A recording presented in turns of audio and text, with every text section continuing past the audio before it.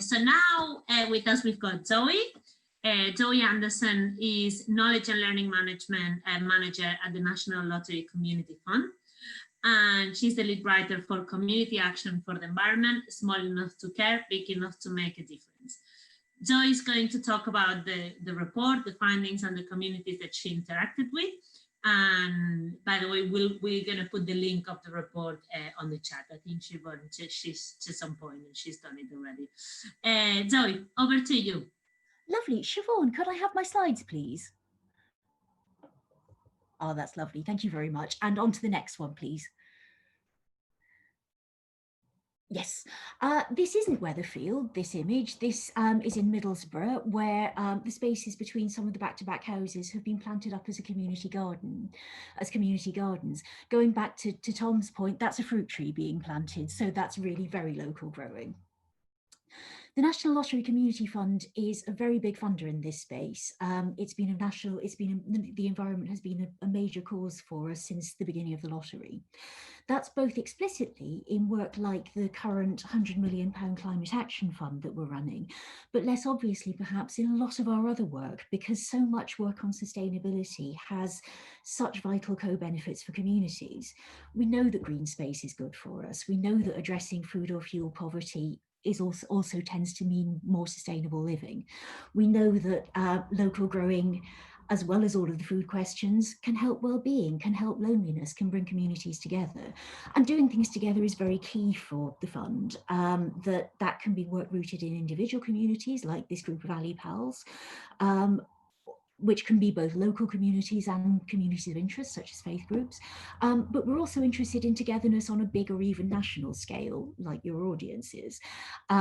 We've done things like the annual Big Lunch, which brings communities together right across the country. And I should also say that we're interested in working together with you, that when I mentioned this at work, I suddenly became the most glamorous person in the organisation. There's an awful lot of excitement about this. And I think it's worth remembering that, you know, the National Lottery Community Fund has worked with television programmes before, sometimes with things like grant making programmes attached to it. So come and talk to us. We would like to hear from you. Next slide, please. Thank you. Behaviour change comes one step at a time. It's really important to connect climate change, as Miata was saying, to people's daily lives, to their jobs, to their fuel bills, to where their children play, to what matters to them on an everyday level. And that means that if we want to change behaviour, try to make it specific and make it really relevant. We found that some of the kind of biggest impacts we've had for energy is home visits, which show how you can change how your house is set up to save energy, to reduce the drafts, to put in the insulation. And often that's a good way to to start small with things like, you know, you can start with a draft excluder and build up to insulation, build up to other kinds of involvement. The other thing we found is that it's vital to connect to values, that you can do financial incentives to change behaviour. But what we found is that when you do that, it creates short-term change. But when the money stops, sometimes so does the behaviour. Whereas what we're looking for is behaviour spillover, where one kind of pro-environmental change makes you think of others, that it's not just the reusable coffee cup, it's thinking about the other things that you can do. And it's a really hard thing to achieve, but the best way we found, the most success we've seen, is from connecting behaviour to people's values, to what they care about, to what they already care about. That one of the projects we work with, Forest Recycling Project in East London, work with reclaimed paint and reclaimed fabric. And they also work with housing association tenants, giving them paint to kind of decorate the homes as they move into them. And I remember speaking to their CEO, who said that when the tenants arrive, they're often quite grumpy, because they're sort of thinking, what is this? Is this reclaimed paint? Is this second hand? Is this second rate? Why do I have to use this? They're not necessarily that keen on it.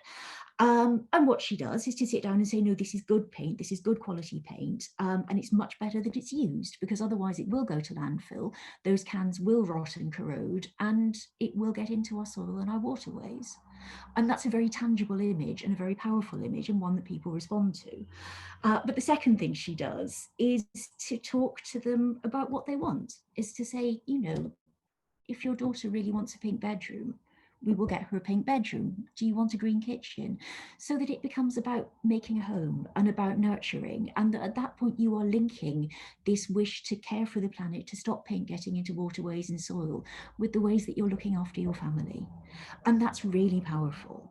And it's powerful in itself. And it's also powerful in terms of further engagement, that a lot of those tenants come back and are interested in the fabric work, or they start volunteering, that it's a really good way of building those connections with people.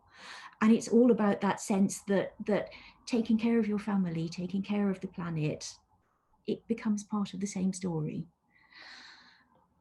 Next slide, please. That it's about the desire, it's also about the need to sort of harness our desire to connect, that neighborliness is really powerful. Talking to people around you is really powerful. That we had in Dorset a group called Transition Streets, which was hyper local. You know, it works best when it's literally one street. Make it as small as you can.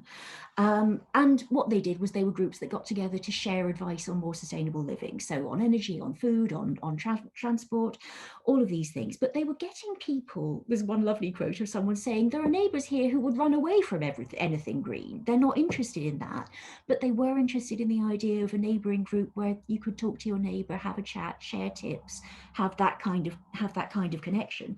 And the next thing you know, those people were lagging pipes and topping up their insulation and checking how long they spent in the shower. And those sorts of changes were happening because it was connected to their neighbourhood, to how they lived, to their friends.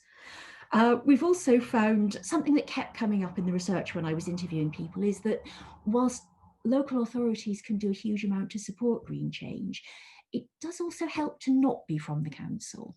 That, you know, the council are people who nag you about your bins, or might want to check on your benefits, or you know, can seem distant. Whereas if it's your neighbours doing things, that's a much more immediate connection. That in Wales, a group called Woodland Routes to Wellbeing were cleaning up their neighbourhood. That there was woodland, but there were burnt out cars, there was a lot of vandalism, a lot of fly tipping.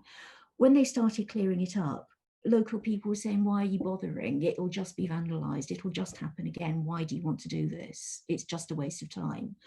And at first, you know, the planting did get kicked over. There was vandalism, but they went on doing it. And as it became clear that it was local people doing this work, the vandalism stopped. That it becomes a kind of connection of how we look after our own spaces, how we value our own spaces. And across multiple projects, we've seen that as the environment around you gets nicer, more healthy, more cared for, other people start caring for it too, so it ripples outwards. And we've also seen that people often get involved as they walk past and see it happening. They get interested, they talk. Could we have the next slide, please? Yes, I love this quote, that I've learned that I can make a difference, that we can make a difference, that working together, people support each other. Next slide, please. We found that visible difference is hugely motivating. So make it visible and make it concrete. These are people at the Conswater Community Greenway which is a linear park in East Belfast, which joined up green spaces whilst also improving flood defences. Construction, that's a huge project. Construction took 5 years.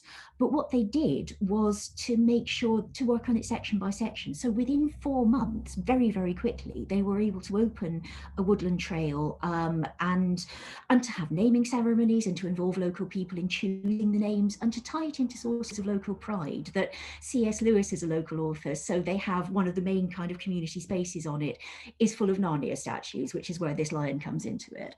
And it becomes something that people enjoy and take part in and see the change happening. It's been a huge engagement success. They've kind of they overtook their targets tenfold. And they're now planning more greenways in the city. So there's that sense of visible change being very, very motivating. You can see it happening and you want to build on it. One thing that can be difficult for is with emissions, because they're quite abstract and intangible.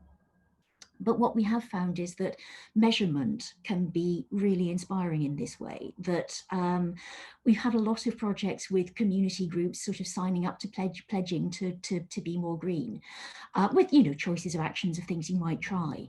And what we found is that when you put a value to those different possible actions, when you say this is the one that saves most carbon, this is the one that saves least carbon, people immediately target the biggest savings. That it's sort of having that understanding and being able to count what you're doing can itself be very motivating.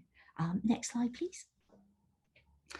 And the other thing is just enthusiasm and cheerleaders, which is partly why I chose this picture, because look at that weather and look how they're smiling. I don't know how they do it, but it's genius.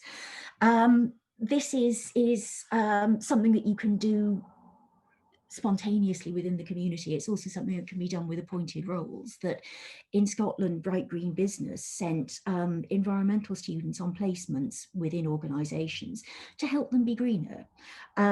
There's one lovely story of a student who wanted to improve recycling, set up recycling points, and actually took away the kitchen bins to force people to think about what you're throwing away and how you can sort it.